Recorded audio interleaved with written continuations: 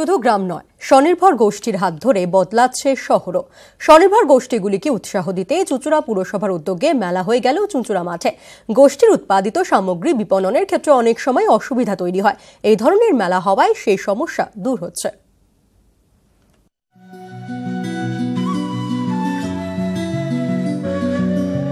মহিলারা ঘর সংসার সামলে আর্থিক উপার্জনের মধ্যে দিয়ে হাল ধরছেন পরিবারের। একজনের আয়ে সংসার চালাতে হিমশিম খেতে হচ্ছে না। আয়ের দায়িত্ব নিচ্ছেন মহিলারাও, আর তাতে অগ্রণী ভূমিকা নিচ্ছে স্বনির্ভর গোষ্ঠীগুলি।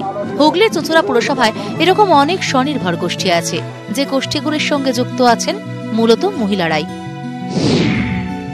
হুগলি চুঁচুড়া পুরসভায় এরকম 788টি স্বনির্ভর গোষ্ঠী আছে।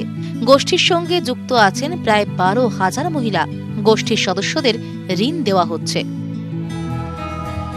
কেউ হাতের কাজ করছেন, কেউ তৈরি করছেন পাঁপড় বা বড়ি, পুতুল গয়না তৈরি করেও অনেকে স্বনির্ভর হচ্ছেন। আর সমস্ত সামগ্রীর বিপণনের জন্য প্রশাসনের উদ্যোগে মেলার আয়োজন করা হচ্ছে। কয়েকদিন আগে চুঁচুড়া পুরসভার উদ্যোগে চুঁচুড়া মাঠে মেলার আয়োজন করা হয়েছিল। বিভিন্ন স্টলে গোষ্ঠীর মেয়েরা তাঁদের সামগ্রী বিক্রি করতে পারছেন। গোষ্ঠীর উৎপাদিত সামগ্রী বিপণনের ক্ষেত্রে অনেক সময় অসুবিধা তৈরি হয়। এই ধরনের মেলা হওয়ায় সেই সমস্যা দূর হচ্ছে।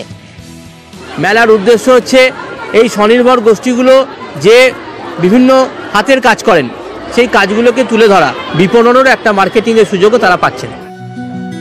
স্বনির্ভর গোষ্ঠীর মহিলারা নিজেদের তৈরি জিনিস বিক্রি করতে পেরে খুশি, পছন্দ মতো কেনাকাটা করতে পেরে খুশি ক্রেতারাও। আমাদের ভীষণই সাহায্য করে, কারণ আমরা সারা বছর মেলাগুলোর উপর ডিপেন্ড করে থাকি।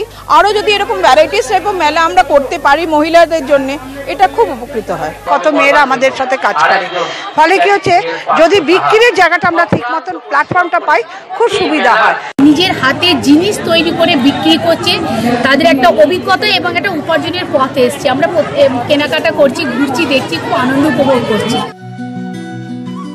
সংসারের গণ্ডির বাইরে বেরিয়ে একদিন তাঁরাও আয় করবেন, এরকম ভাবতেই পারতেন না অনেক মহিলা। এখন অবশ্য সেই পথেই হাঁটতে শিখেছেন তারা। অভাবের অন্ধকার থেকে তাঁদের আলোয় ফিরিয়েছে রাজ্য সরকার।